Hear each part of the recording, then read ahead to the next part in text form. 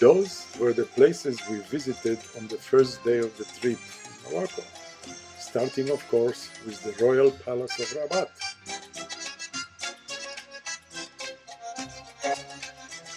The Royal Palace compound and the surrounding gardens is huge, but unfortunately you're not allowed to visit the palace itself, and therefore, must say, the whole thing was not very interesting.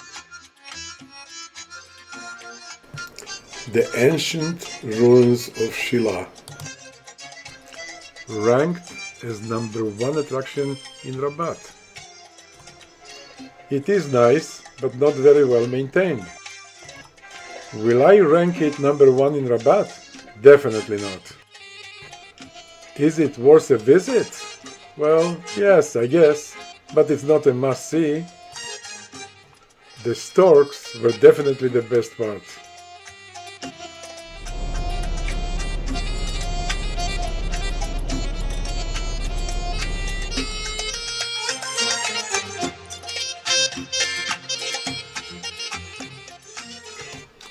The Udaya Kasbah. The Udaya Kasbah is an old castle situated on the coast of Rabat, close to the old Medina and the beach. One of many Kasbahs we will see in this trip. Nice, but again, not a must-see.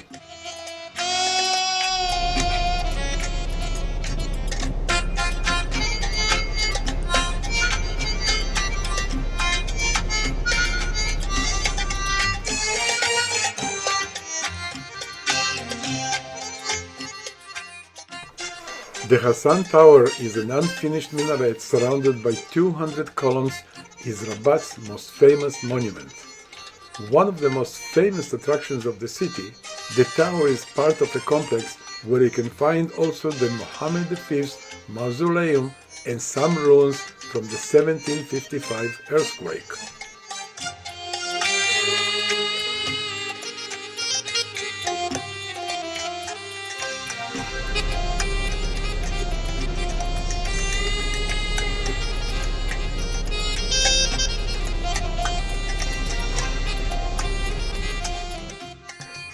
The ancient city of Volubilis is a partly excavated Roman city located between the cities of Rabat and Fez. It was developed from the 3rd century BC onward as a Carthaginian settlement and grew rapidly under Roman rule from the 1st century AD onward. The town fell to local Berber force around 285 AD, but was never retaken by Rome due to its remoteness and indefensibility. Great place for video and pictures.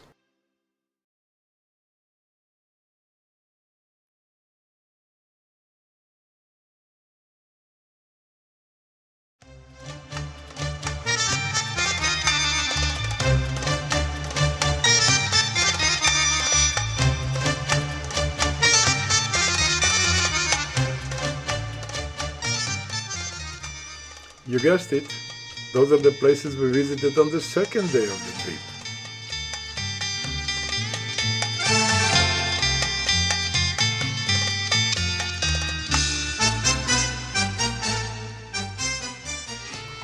The Medina of Fez city was founded in the 19th century and home to the oldest university in the world. Fez reached its heights in the 13th and 14th centuries under the Maronids when it replaced Marrakesh as the capital of the kingdom. The Medina of Fez constitutes an outstanding example of medieval town created during the very first centuries of Islamization of Morocco.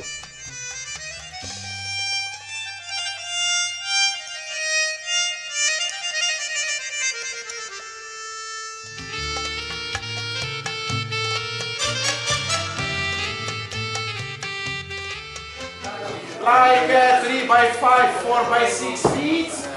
And in the end, Shopping for carpets in Morocco is an experience which is hard to forget. When you arrive, they serve you minty and then sell you carpets for twice the price of what you would have paid in Canada for the same carpet. shipping, only through FedEx and DHL. It does not exceed 7 up to 10 days, and the delivery is done directly home. So, if we prefer to carry, our carpets are finer, tighter. They do come in a very small package. You see, 5 by 7 feet, once very well wrapped, it gives a tiny packet like this that can go like hand luggage in the airplane.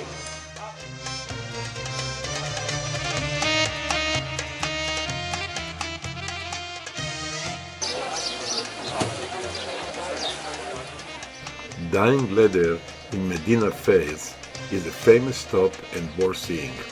The smell is terrible, but the leather products are quite lovely and very inexpensive. We didn't buy any, but again enjoyed the tea and the show.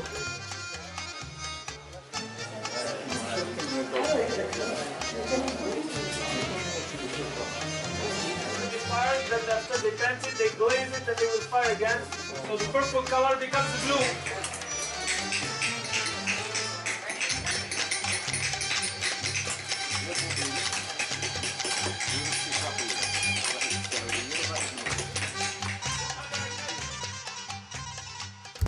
The Royal Palace in Fez was another photo stop. You cannot enter nor tour the palace grounds, so we just admired the entrance, the gate, and the mosaic.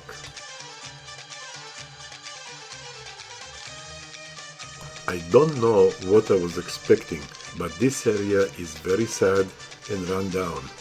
The synagogue and the view of the Jewish cemetery were a moving oasis.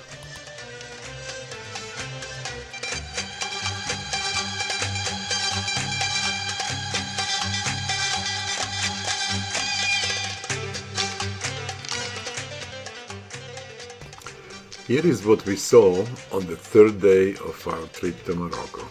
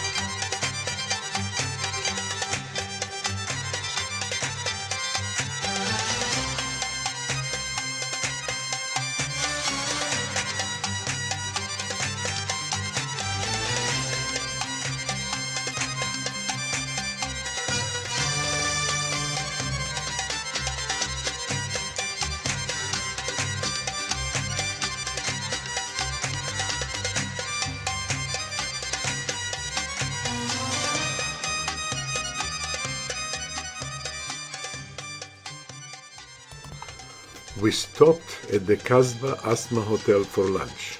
Great looking lounge and restaurant with bad food which didn't make Miriam very happy.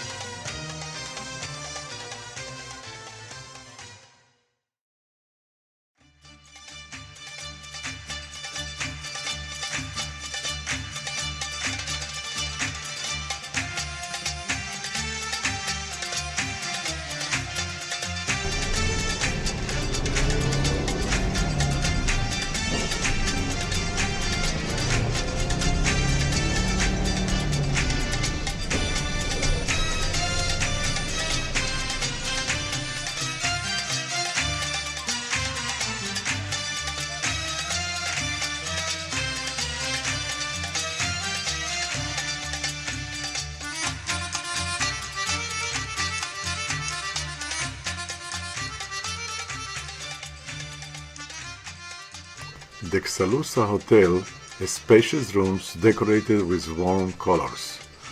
All the rooms have a complete bathroom, air conditioning, satellite TV, telephone, Wi-Fi internet connection, which doesn't work in a minibar.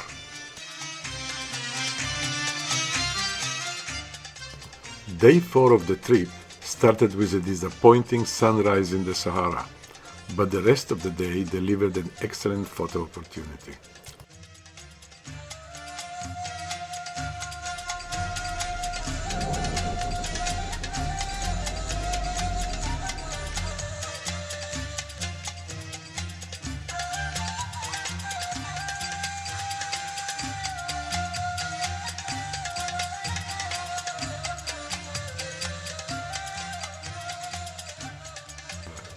There is nothing I can say about this optional trip except that it was a waste of good Canadian dollars. There was nothing to see, not even a nice sunrise.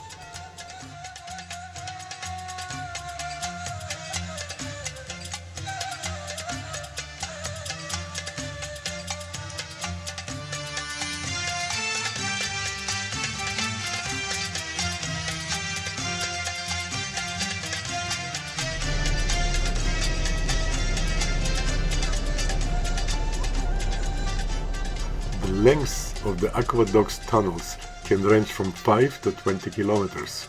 They are 2 to 4 meters high and about 50 centimeters wide. A total of 450 have been counted in this area. Unfortunately, I couldn't take any pictures inside because it was too dark and full of tourists.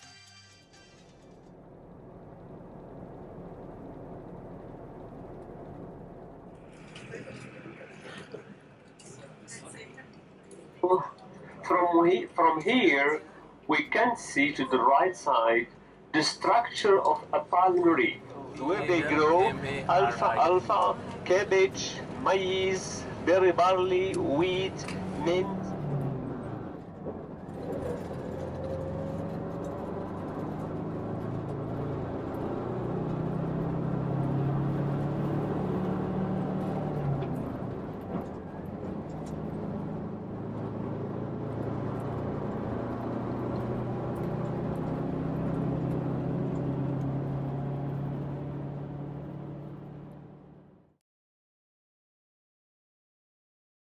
The Totka Gorge is a canyon in the eastern part of the High Atlas Mountains in Morocco. The scenery is spectacular, and Miriam insisted to have a picture or two in these beautiful surroundings.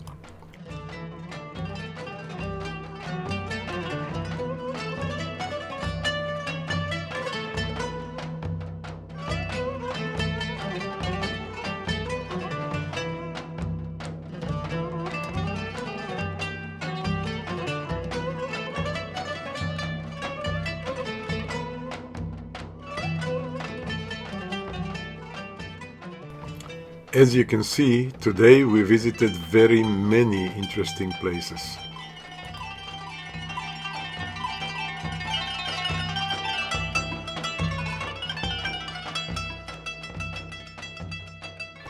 The Taurat Kasbah in the middle of Kwazaret was worth visiting. However, it was more impressive from the outside than the inside. There was not much to see on the inside, but there were some nice photo opportunities.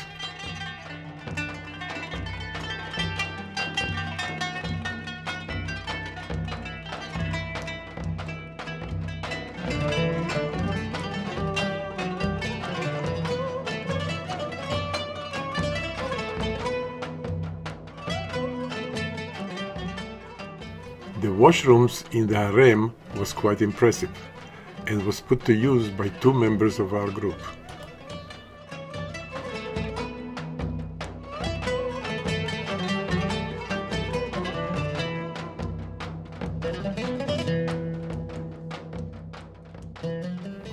The touring and shopping in Kwazaret city was boring and uneventful. Kwazaret is relatively a small, quiet town built mostly along the main street named Avenue Mohammed V.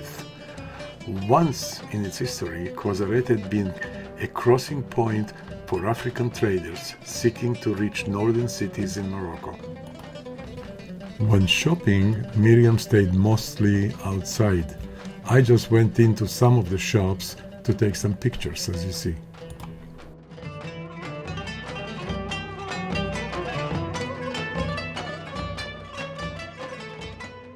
The Atlas Studios, named after the Atlas Mountains, is a film studio located 5 kilometers west of the city of Ouarzazate, Morocco.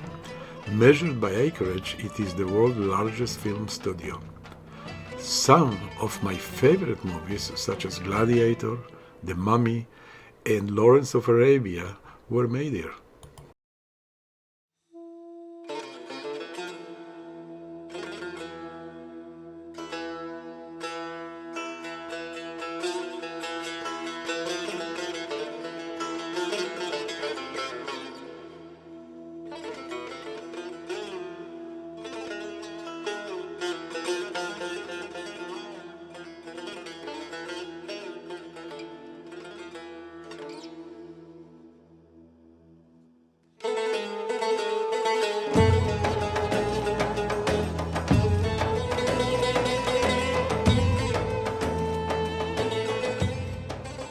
The 8th Benadou Kasbah in the Ouarzazate, Morocco, is recognized as a UNESCO site.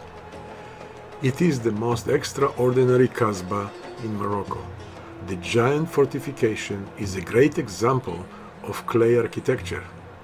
If you travel to Morocco, the 8th Benadou Kasbah should be on top of your travel list. Neydi, ne oldu? Şu tez canım erteledim. The 4x4 adventure drive and the Tishka Pass made day 6 an amazing day.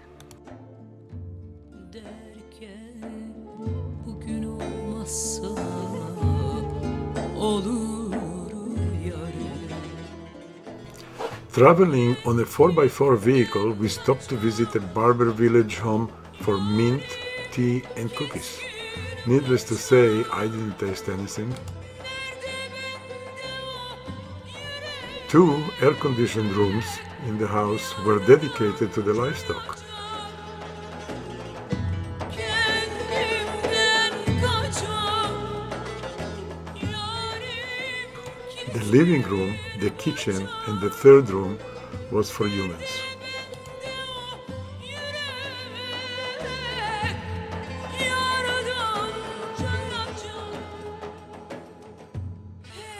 The optional 4x4 vehicle adventure ride was amazing and worth every penny. $60 per person.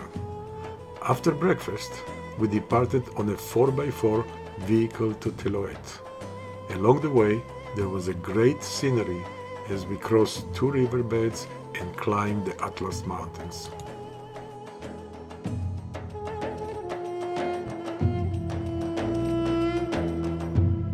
Geldim yarım. The Teloet Kasbah was the would-be residence for the Galoui family, one of the most influential families in the region. The Kasbah construction began in the early 20th century but was never completed.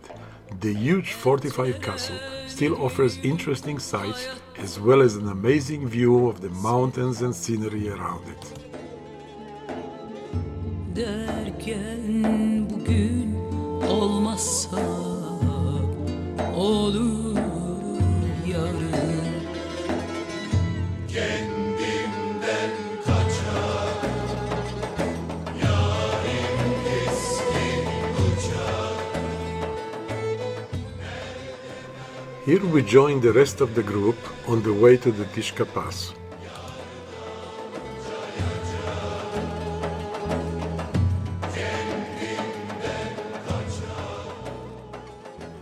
The Tishka Pass is offering an impressive landscape in the heart of the Atlas mountain chain. The High Atlas, the greatest mountain range of North Africa, is perhaps the most beautiful and intriguing part of Morocco. It has retained its remoteness and contains villages where the way of life has changed little for centuries.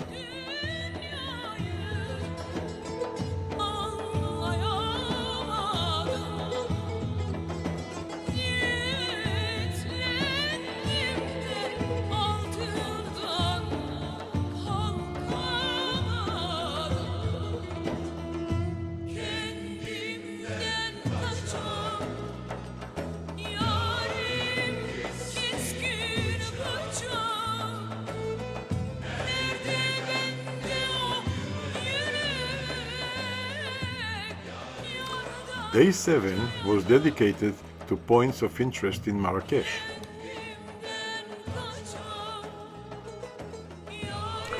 The Kenzi Farah Hotel we stayed in Marrakesh. The bedroom was good and the view was excellent. Morocco in 1956, the two parts of the city, the French town, and let's say the modern Moroccan town, and this is the Millah. When they came from Andalusia, they introduced the system of balconies in houses. Arabs and Berbers don't make balconies. Why?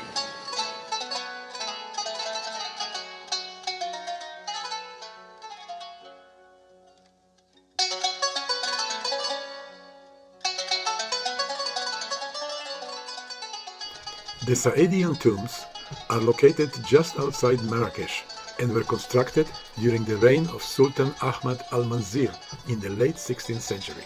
The tombs are magnificently decorated with colorful tiles, Arabic script, and elaborate carvings. The Bahia Palace is located in the Medina of Marrakesh, along the northern edge of the Mellah, or the Jewish quarter. The building was commissioned between 1859 and 1873 and was completed by 1900. Palace was built in two phases by two different men, a father and a son, who each served as a Grand Vizier to Alwid Sharifs.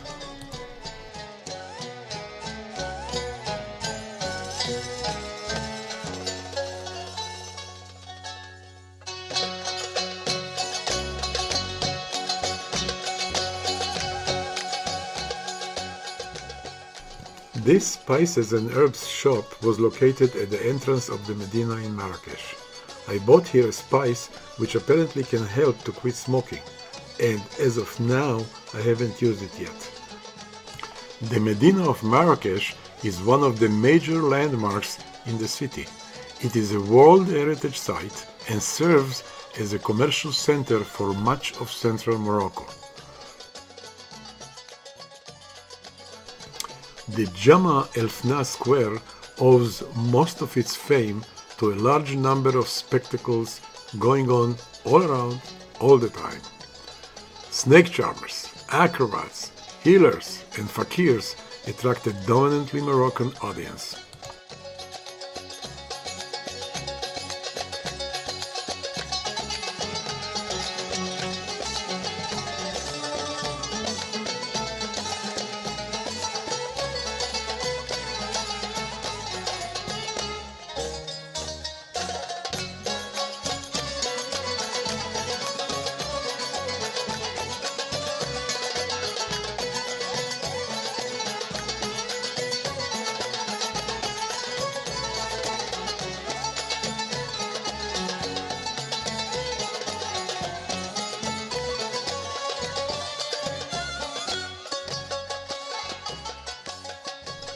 Today, we spend the full day visiting the city of Essaouira.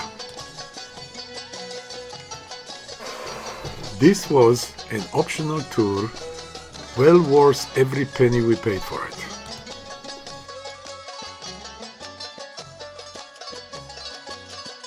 These goats on the trees were not created in Photoshop. Amazingly, they climbed the argan trees of Morocco in search of food. Goats climb argan trees in order to eat their black olive-like fruits. When they've digested the flesh of the fruit, the argan nuts passes through the goat's system and it's then gathered and turned into argan oil.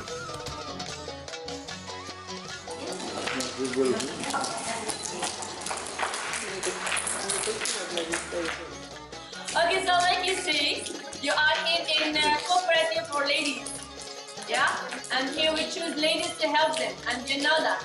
Because most of them are divorced without single, married too. We need the help. And here we started in 2005 with 25 women and now... אני לוקח מובי.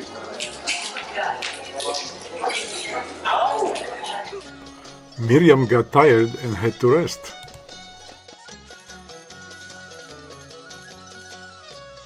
This photo stop gave us the opportunity to take photos of the Essaouira city with an optional camera ride. The view was actually magnificent by comparison to the pictures I took.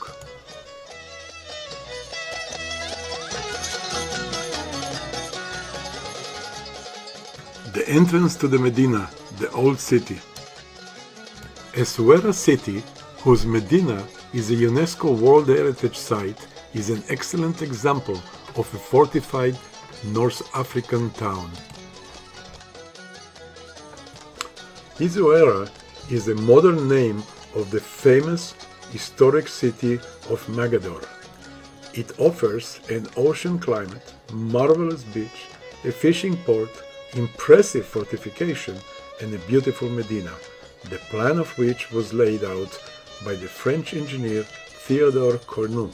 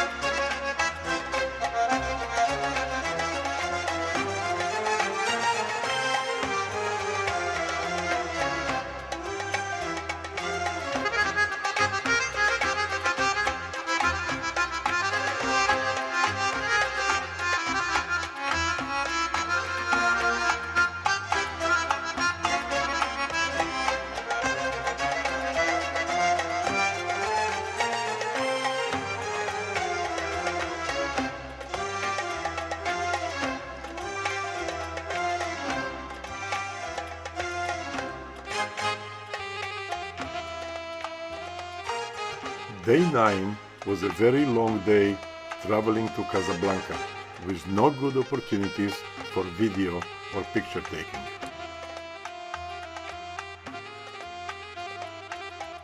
Here is the Casbah bar from the Casablanca movie, if you remember. And this is our hotel, Novotel, in Casablanca.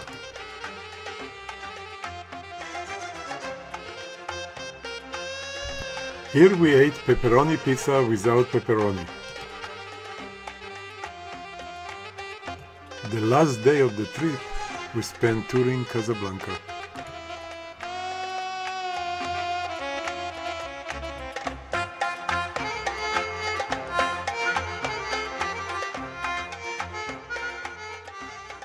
Of course, now we try to rush a little bit to attend the 9 o'clock entrance.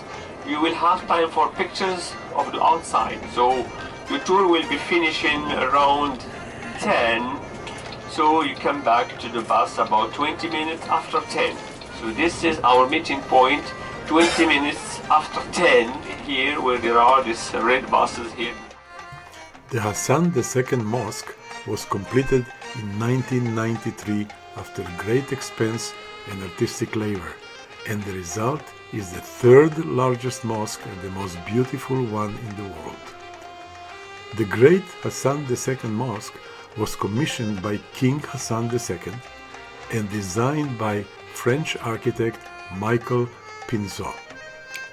Construction of the Hassan II Mosque began in July of 1986 and ended up being finished in August 30, 1993. The project is estimated to have cost as much as $800 million, funds that were remarkably raised entirely from public subscription. It's a vast building that can hold 25,000 worshippers and accommodate a further 80,000 in the courtyards and the squares around it. It is topped by a soaring 210-meter tall minaret which shines a laser beam towards Mecca by night. In addition to this high-tech call to prayer, the mosque also has a centrally heated floor, electric doors, a retractable roof, and a section of glass flooring allowing the faithful to see the Atlantic washing the rocks below. The Hassan II Mosque is one of the very few Islamic religious buildings open to non-Muslims.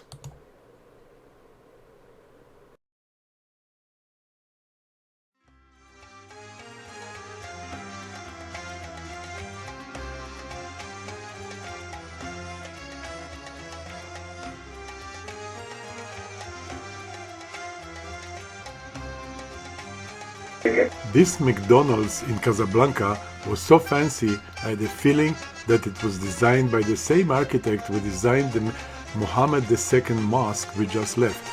The coffee we had there was not disappointing. My cappuccino was as good as the one I get in Canada.